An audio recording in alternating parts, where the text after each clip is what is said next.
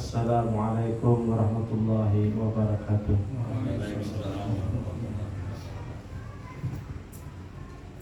Alhamdulillahirabbil alamin. Ala ni'matil iman wal islam. Alhamdulillahirabbil alamin ala kulli halin wa ni'matin. Wassalatu wassalamu ala habibina wa syafi'ina wa maulana Muhammadin wa ala alihi wa ashabihi ajma'in.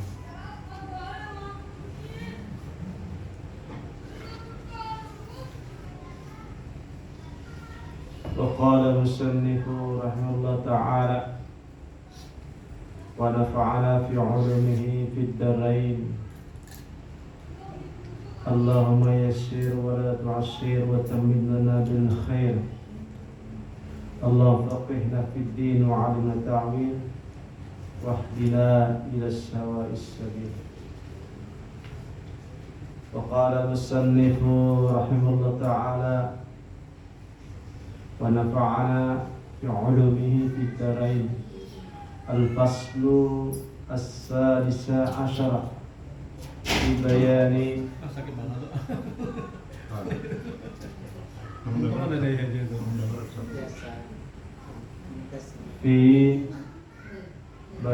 zakatis syari'ati wat tariqati. Zakatul syari'ati hiya ayyatiya man kasabat dunya ila musyarafihi muqatatin muayyinatin fi kulli sanatin marratan min nisabin muayyanin. Amma zakatu tariqati fahiya ayyatiya man kasabal akhirata kullaha fi sabilillah ila fuqara'id din wal masakinil akhirah. Alhamdulillah, beberapa minggu kemarin kita masih membahas masalah dari bersuci ataupun berwudu. Kemudian dilanjutkan dengan sholat tarikat dan sholat syariat. Kemudian dilanjutkan lagi dengan menceritakan tentang orang-orang yang sampai ke Allah Subhanahu wa Ta'ala, yaitu sampai perjalanannya kepada tujuan yang disebut adalah dalam kitab sini disebut orang itu masuk ke alam tajrid, namanya alam tajrid. Kalau di hikam disebut adalah wasil, yaitu sampai. Kalau pernah mendengar orang wasil, ya, berarti orang yang sampai kepada Allah Subhanahu wa Ta'ala. Yang sampai ini adalah rohnya, bukan pemikirannya ataupun khayalannya, tetapi rohnya itu sudah sampai kepada Allah Subhanahu wa Ta'ala. Ketemu di situ, ketika orang sudah ketemu, maka mendapatkan namanya asma, ampun sini pribadi. Arti kata dikasih stempel. Ketika perjumpaan tuh sebelum balik dikasih hadiah yang disebut adalah Asmaul Azam. Jadi setiap orang wali-wali Allah yang sudah berjumpa dengan Allah Subhanahu wa Ta'ala dikasih tetel pangkat, minimal dikasih nama dahulu. Nah, ketika orang tersebut sudah sampai ke hadrat Allah Subhanahu wa Ta'ala, wala rasulan wala malaikatan wala auliyaan Maksudnya di situ kada ada lagi perantara. Wali kadada, malaikat kadada, nabi pun kadada. Hanya dirinya dengan Allah Subhanahu wa ta'ala. Namanya juga alam tajrid. Tajrid artinya alam menyendiri. Nah, bahasa itu sepi daripada yang lain. Nah, di situ jadi perpandian orang tersebut sampai, itulah yang disebut orang sampai. Dan di sini disebut adalah bertajrid orang tua. Alam tajrid. Ketika seseorang tersebut sudah sampai ke hadirat Allah Subhanahu wa ta'ala, kemudian disuruh balik lagi ke alam dunia nih. Rohnya bergabung lawan jasadnya tadi, tapi tampilnya berbeda. Walaupun tampilnya adalah hamba Allah, Abdullah yang disebut, akan tetapi batinnya adalah merdeka. Nah, batinnya merdeka. Nah, kalau merdeka di sini arti kata bukan kada menggawi syariat, kada, akan tetapi menggawi juga syariat, tapi sesuai dengan isyarat daripada Allah Subhanahu wa ta'ala.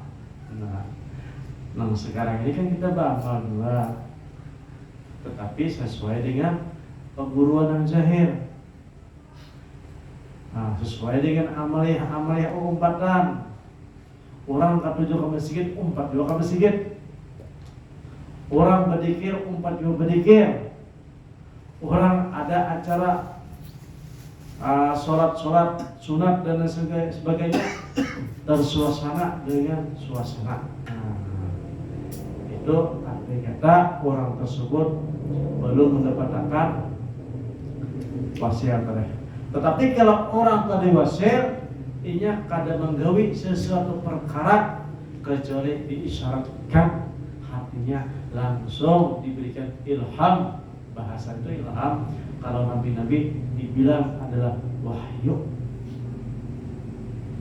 Bahwa bagi kita yang belum dapat, belum wasir tadi, maka paling kadang kita ibaratnya berguru lewat orang wasir.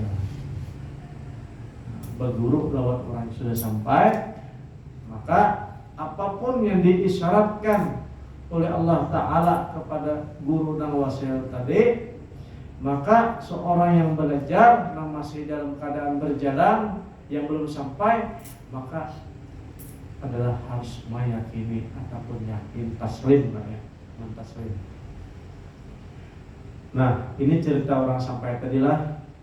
Nah, ketika yang sampai tadi ke alam dunia ini, maka ada tanggung jawab. Itu di sini adalah sidin ini harus meluangkan waktu, yaitu jadi dai. Wali ini harus jadi dai. Kalau diperintah ada izin, biizni rabbik. Nah, tadi kan sudah bertemu oleh Allah Ta'ala kisahnya. Kemudian ketika bertemu boleh ke alam dunia ini, maka menjadi dai seorang tersebut. Di antaranya seseorang itu adalah menakahkan keilmuannya ataupun kepahamannya ataupun berisi kumpulan tarekat. Di sini membahas masalah zakat kan. Zakat itu ada dua. Zakat nang zahir kita tahu, zakat orang yang sudah masanya waktunya sampai. Yang kedua adalah zakat untuk akhirat. Jadi wali tadi disuruh berzakat, bukan berzakat harta wali tadi. Arti kata seseorang tersebut, wali tersebut memikirkan kepada umat yang lain, yaitu orang miskin, maksudnya nih, yang kada sampai, yang belum sampai, kayak kita nih, kita nih fakir namanya, kita nih miskin namanya, miskin ilmu, miskin paham. Makanya bubuhan para wali tadi diperintahkan dengan izin Allah Subhanahu wa taala membawai kita menyampaikan. Maka wali tadi bukan sekadar sidin hidup untuk membawai orang-orang ini, akan tetapi hidin mati pun kadang-kadang bisa mendatangi kepada diri kita walaupun kita guring. Nah itu karena dibangun sidin, diarahkan sidin, diajarin sidin.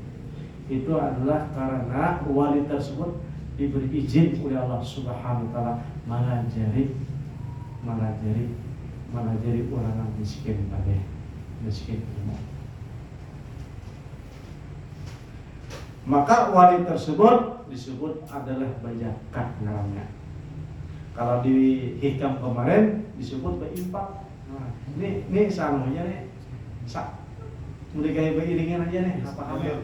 Sajalur. Kalau di kitab hikam kemarin berinfak. Diyungkap jasa'aten alwasilun ilaihi. Hendaklah berinfak orang yang sudah sampai kepada orang yang belum sampai berinfak. Kalau di sini bajakat, nah kurang lebih aja. Maksudnya bajakat paham, bajakat ilmu. Gara-gara wali-wali tersebut tadi diperintahkan oleh Allah Subhanahu wa taala untuk bajakat, untuk berinfak, kepahaman ataupun ilmu. Akhirnya ulama ini berisi kumpulan tarekat namanya, untuk memudahkan kepada umatnya metode untuk supaya bisa sampai juga. Kadang-kadang daripada orang yang miskin tadi, orang yang fakir tadi, akhirnya juga wasil kepada Allah Subhanahu wa taala. Apabila wasil seseorang tersebut kepada Allah Ta'ala, kadang 4 tarekat yang lain lagi hidin bisa tarekat sholat. Nah, jadi makanya dari dahulu sampai wah ini tarekat tuh kada terhitung. Dari Naqsabandiyah saja wah ini ada 40 cabang. Karena apa?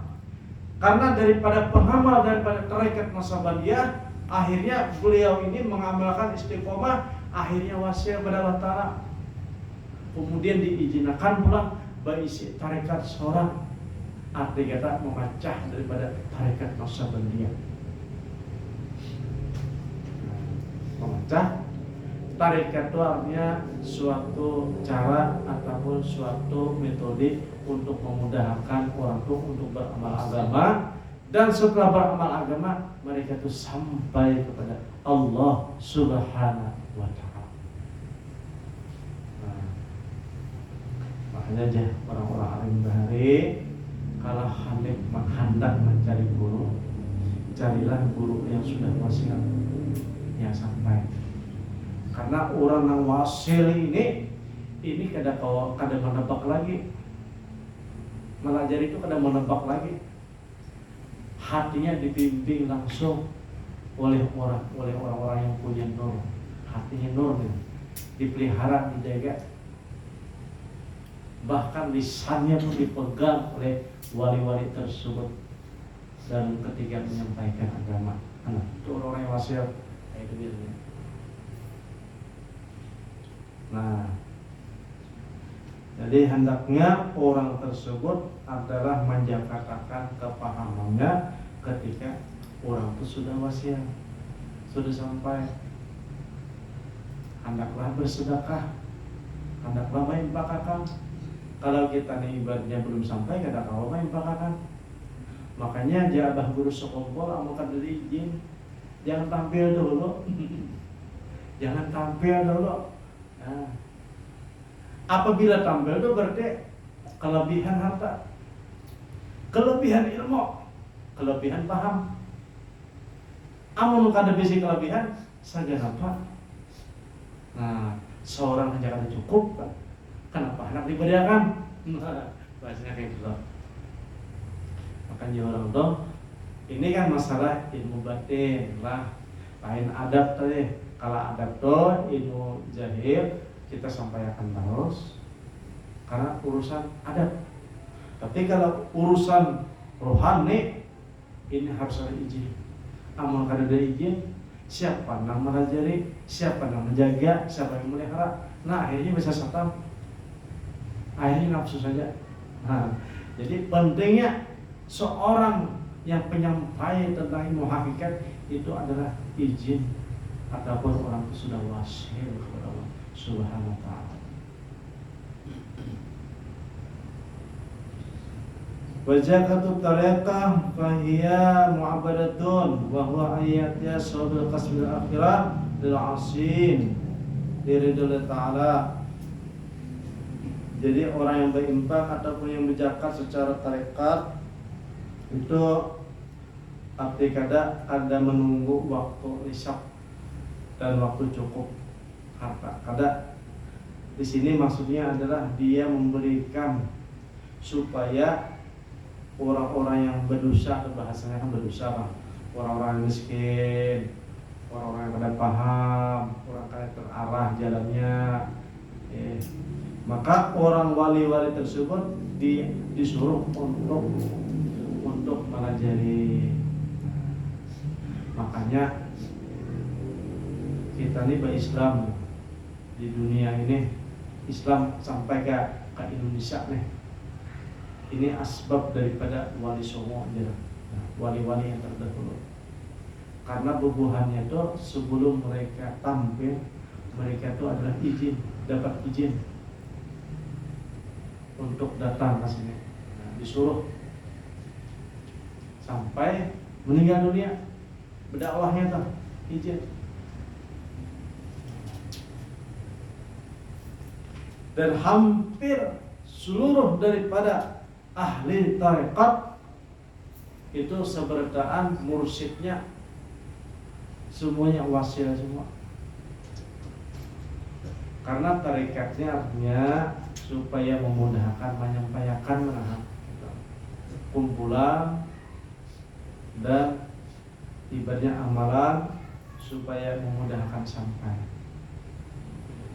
Kalau sudah sampai terserah lagi orang tersebut kena uparkan kada lagi. Terus sampai dah hafal jalan, apalagi pulang bulik wasilnya. Nah, iya sekali dulu wasil bertemu dengan Allah Ta'ala tuh. Pertama dulu kebiasaannya lah tandanya orang yang sampai itu nah. Rohnya ini berbanding dengan Allah Ta'ala. Allah Ta'ala berfirman kepada rohnya nih, alastu birabbikum. Kemudian roh tadi menjawab, qalu bala syahidna. Nah itu awal wasil. Kalau ada orang kayak itu perjalanan rohnya baik dalam mimpi kah atau dalam keadaan merenung kah, sekalinya naik mendengar percakapan omong-omong, itu disebut adalah wasil pertama. Nah berikutnya kena ada lagi dipanggilnya. Bisa rohnya naik ke atas ke hadrat Allah Subhanahu wa ta'ala, bisa Allah Ta'ala yang mendatangi ke rumah. Bahasanya gitu kan. Nah, supaya arah paham ya Allah Ta'ala datang ke rumah sendiri. Nah, itu bahasa paham benar. Wan laisa kamisli saya onbang lah, lain kayak kakawanan atau keluarga datang ke rumah lain. Maksudnya ini mudah paham ya. Arah memudahkan maaf paham. Nah itu kada sekali dua kan, ada percakapan toh. Tetapi yang ditemui itu adalah nurnya, nurullahnya tuh nah. Jad wajib wujud juangannya, tapi nurnya aja. Yang hakikatnya kena setelah kita kematian. Karena kada tempatnya di dunia ini bertamu dan Allah Ta'ala. Karena nikmat yang paling besar nanti di akhirat adalah melihat wajah Allah Subhanahu wa ta'ala. Bidadari kalah, kenikmatan makanan minuman kalah, suara-suara yang indah di surga kalah apabila sudah melihat wajah Allah Subhanahu wa ta'ala. Tetapi itu masih disimpan nih. Bagi orang yang wasil kepada Allah Subhanahu wa ta'ala di dunia ini, itu ganjarannya adalah melihat Allah Subhanahu wa taala di surga nanti. Dalam satu hadis dikatakan senikmat-nikmatnya, seenak-enaknya, kada terasa lagi adalah hanya melihat wajah Allah Subhanahu wa taala. Tepang bubuhan orang ahli sufi itu, bubuhan ahli tasawuf yang dituju adalah nazrah, melihat. Dikatakan oleh Imam Al-Ghazali, melihat Allah Ta'ala di surga itu kada kawa melihat kalau belum pernah melihat di dunia ini. Kada pinando ya Pak. Makanya melihat Allah Ta'ala berdahulu di dunia ini hanya di surga kita melihat Allah Ta'ala. Tetapi nanti di dunia ini melihat ibarat cahayanya itu kada kenal, halus saja cahayanya, halus saja, pina kirip. Ibarat waknya itu kan, ayo bibir terlihat, kada sempurna. Nah, menyempurnakan nanti adalah di surga melihat Allah Ta'ala. Dan masing-masing kita ada seikum melihat Allah Ta'ala, ada yang seikum melihat Allah Ta'ala. Kalau dipisahkan, kada kalau mengisahkan, karena kada berbentuk. Dan yang mengisahkan ini berdahulu adalah rohnya, rohnya berkisah lawan awaknya. Jasad kita ini dikisahi oleh roh, ujar roh, berpadaran hati. Tadi malam aku pada malam Tuhan, ujar roh nih. Uji hati, iya kah? Nah, karena hati kita langsung menerjemahkan kepada paham kita ya. Paham kita langsung mengarahkan kepada organ tubuh kita. Kemudian akhirnya akal kita menerima. Ketika itulah yang disebut adalah seseorang tersebut mendapatkan ilham. Nah, karena badan kita ini adalah ibarat HP itu canggih daripada HP yang lain. HP ini canggih pada tenang. Diri kita ini canggih daripada HP yang mahal-mahal loh. Karena kan bahasa apa saja apabila ke HP ini orang mengirimnya seluruh dunia ada terjemahnya.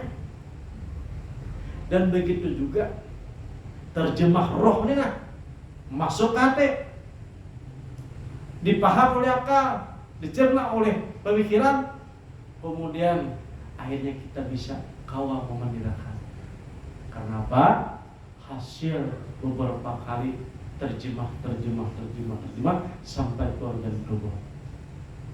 Nah, kayak itu tuh orang Pak. Makanya akhirnya ulama tadi mengarah pertemuan dengan Allah Ta'ala, berjumpa dengan Allah Ta'ala, dikisahkan sih satu persatu mendetail, jadi mengisahkan.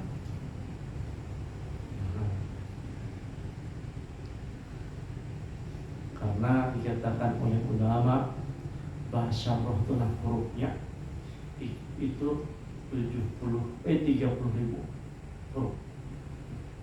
Nah, pada panah 30.000 hurufnya apa? Apabila sudah rohnya sudah hidup, makanya tadi kan apabila orang itu masih memelihara hati ini bersih, masih memelihara hati supaya hati ini bersih, kada hasad, kada dengki, kada ujub, kada takabur, itu masih dalam perjalanan. Kalau memelihara hati masih perjalanan, belum lagi mendatangkan karuh belum. Apalagi orang tua ibaratnya secara zahir Islamnya masih kada terarah, penyembah yang kada misalnya, hatinya kada bersih, lahirnya kada bersih, kada mungkin ketemu dengan roh tadi.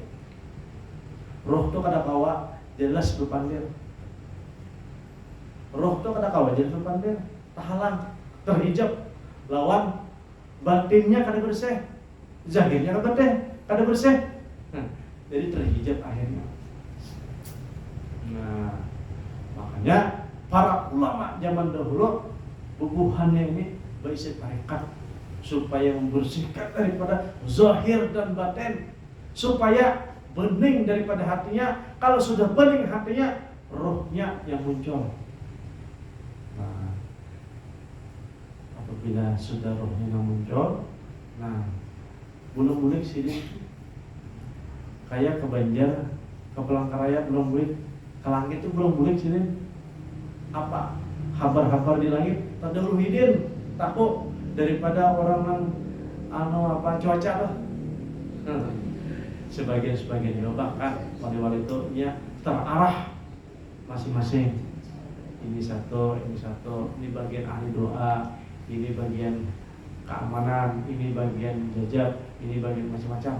124.000 di dunia ini. 124.000 wali-wali Allah nang berisi titel, nang berisi gelar.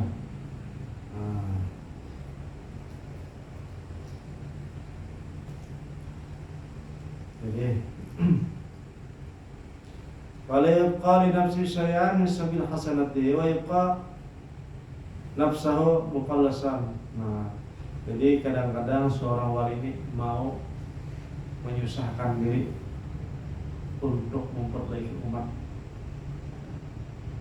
karena diperintah, walaupun secara kelihatan nih ibaratnya menderita, mendatangi ke kampung-kampung, mendatangi ke daerah-daerah untuk apa? Untuk umat tadi, mendatangi wali-wali ini mendatangi. Al-mubsusu fi amanillah fid darain. Sampai bubuhannya itu kada bapak, kada hendak ibaratnya pahala di dunia dan pahala di akhirat kada hendak. Asalkan taat dengan izin Allah Ta'ala. Pokoknya diperintahkan oleh Allah Ta'ala itu kada hendak lagi harapan. Hendak surga kada hendak. Apalagi masalah keuntungan dunia. Yang dikehendaki adalah mentaati Allah Ta'ala aja, supaya dapat ridho terus. Karena kalau orang sudah ridho ini artinya mahabbah, cinta sudah. Kalau orang sudah mahabbah cintanya berarti syukur terus hidupnya. Kada ada ngaranya susah dan derita. Dan dilihat Allah Ta'ala baik maupun tidak,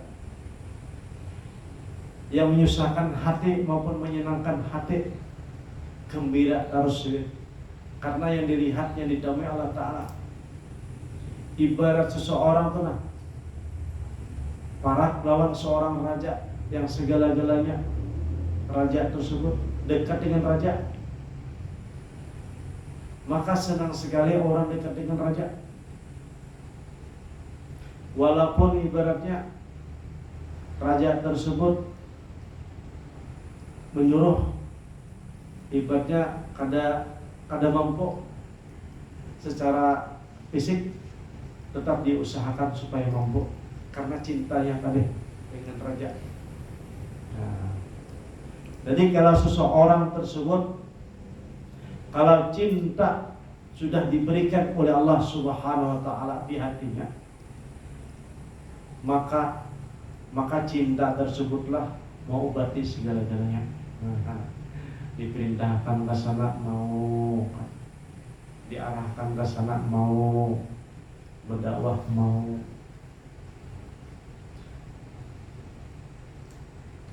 Kita ini kenapa jadi kada mau beribadah, kada mau tahajud, kada mau berbuat baik, kada mau, karena mahabbah baru dikasih.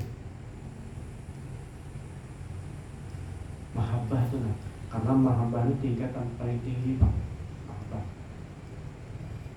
Kalau orang itu dikasih mahabbah berarti parak dengan Tuhan. Apabila parak dengan Tuhan, dekat dengan Tuhan, itu bahasanya beda sudah dengan orang yang dekat. Ibaratnya kada terlalu banyak basa-basi lawan orang yang sudah dekat. Kenapa kita berdoa pada makbul? Padahal banyak sudah yang dipuji-puji. Ya Allah, Ya Arhamur Rahimin, Ya Ghani, Ya Hamid, Ya Mu'id. Nah, disebut sebertaan kebaikan Tuhan. Ya Rabbul Alamin, Innaka ala kulli syai'in qadir. Innaka ala kulli syai'in qadir. Disebut sudah. Tapi kada makbul-makbul karena kita kada parah dengan Tuhan. Kada dekat. Mahabbah kada dekat. Ada dikisahkan dahulu di zaman Nabi Musa. Nabi Musa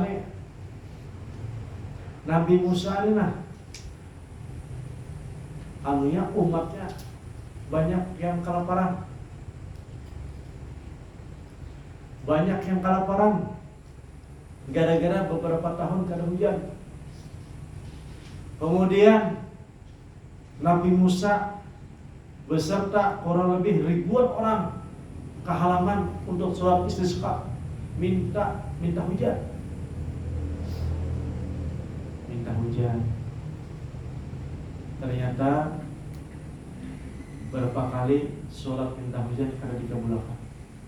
Nabi Musa tuh Nabi memimpin berdialog dengan Allah Ta'ala. Ya Allah, kenapa karena dikabulkan kami ini minta hujan istisqa? Ujar Allah Ta'ala, kayak apa aku mau kabulkan, sedangkan orang yang hadir itu sebertaan banyak ahli maksiat. Nah ribuan tuh nah ahli maksiat sebertaan. Kemudian kayak apa kami supaya hujan datang? Ujar Allah Ta'ala, kamu cari seorang pemuda, kalau tidak salah namanya Jarha. Pemuda tadi suruh saja berdoa dia, nanti aku akan turunkan hujan. Nabi Musa kembali mencari. Tiba-tiba tatamu dengan pemuda, gelitik hatinya, kayaknya orangnya ini nah. Ditakutnya, hai pemuda, apakah engkau yang namanya Jarha? Ini, nah, ini orang ini. Ayo, aku minta lawan sampean supaya berdoa kepada Allah Ta'ala menurunkan hujan. Kemudian ujar Jarha, aja, aku hendak mendoakan. Berdoa lawan Allah Ta'ala tuh karena kayak kita nih, dia doa langsung ke intinya aja. Ya Allah, apakah habis banyu di atas? Stok tuh habis kan? Yang kedua, ya Allah, apakah engkau ada pengampun lagi kan? Jadi pengampun. Yang ketiga, ampun kaido, ampun masih jadi pengampun, pengasih penyayang, turunkan hujan. Langsung hujan. Bingung Nabi Musa. Harapnya lah doanya nih. Orang nih jaibernya kain deh, jadi doanya langsung minta, langsung turunkan hujan. Hujannya tadi pulang hanya beberapa saat aja, tumbuhan langsung tumbuh. Satu matja sehari aja langsung tumbuh berbuah. Jadi berdialog karena Musa kepada Allah Ta'ala. Ya Allah, gerangan apa gerang seorang pemuda tadi itu harap bandar doanya langsung kabul. Padahal kada denang doa memuji-muji pian. Ya wasil karami, Ya Arhamur Rahimin. Bertawassul dulu macam-macam. Kayak kita umum nih, kenapa jadi hebat benar? Ujar Allah Ta'ala, hai Nabi Musa, sesungguhnya pemuda itu setiap hari itu nak, setiap hari itu aku tuh tawa 3 kali sehari gara-gara pemuda tadi. Amalannya apa gerang? Jadi Nabi Musa, pemuda tadi amalannya cuma husnuzon aja dengan aku, baik sangka terus, ada pernah protes. Nah, kita pulang. Jadi maksud dan tujuannya bahwa pemuda tadi